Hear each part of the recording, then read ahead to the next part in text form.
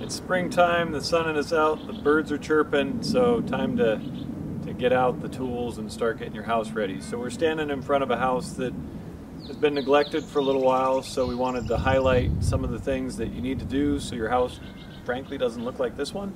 One of the key things to start with is on your roof. The moss and debris on your roof is a bad thing for the overall systems of the house. It clogs your gutters, it damages your roof system. If it clogs your gutters and the water isn't controlled, it can lead to drainage issues in the basement, flooding, that type of thing. So very important, get up there, clean your roof, or hire somebody to get up there and clean your roof. What we've done in this particular case is we've got some moss killer that we've treated the roof with. You can actually use Tide. There's a number of different products. You can go to Home Depot or wherever and get it. And we put that on the roof so that it's not sticking to the architectural 3-tab quite as much. That way you can go up there with a hose. Light pressure washing. I tell people not to pressure wash their houses unless they know what they're doing, or just a broom to clean it off. Be very careful on the roofs. Be very careful on tile and cedar roofs especially. They get extremely slippery and you can break them. And then working our way from there, you can see on this particular house, there was so much debris that built up in the gutters and so much water coming off the roof that it actually started to pull the gutter away from the house. Like I said, that creates drainage issues. You then have to check the downspouts, make sure that those are clear, draining properly. You don't want to get water in your basement. So that's kind of your roof system as a quick overview, and now we'll roll into some of the other systems. So we worked our way down from the roof systems through the gutters, making sure you don't have water build up in your crawl space. And now we wanted to talk a little bit about your exterior spaces, your decks, your patios, your walkways, that type of thing.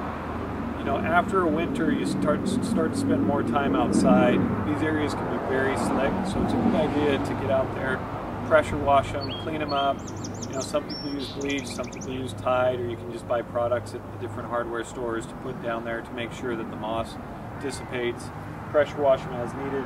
On your deck systems, you want to check and make sure that the railings are still intact and safe.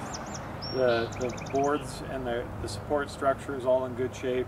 As these decks start to get older, especially these cedar ones, they do start to rot. You can see in this particular case, they put down plywood to cover the rotted areas, but that's really only a temporary solution. The other thing is, code nowadays is 4 inches between the pickets, so this is obviously an older deck system. Should have been a tighter railing here. So once you've cleaned it all up, then it'd be a good idea to get out there and paint it and stain it so that it can last you many more years to come. All right. So the birds are singing, there's a lawnmower firing off in the background, and there's a woodpecker going to town the other direction. So welcome to springtime. But what do you got to do in the springtime? You got to mow your yard, mow your lawn. So basically, a couple key things you want to keep in mind when you're doing that is you're going to be firing up the lawnmower after it's been dormant for 5 or 6 months, at least here in the Northwest. Have you checked your blades? It's certainly a lot better for your grass and a lot easier on you if you've got sharp blades. Have you changed the oil anytime within the past 6 years?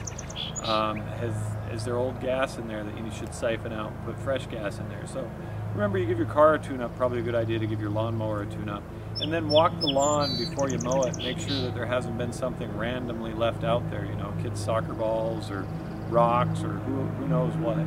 So just a good safety idea before you hit that rock and shoot it over through your neighbor's car window or something.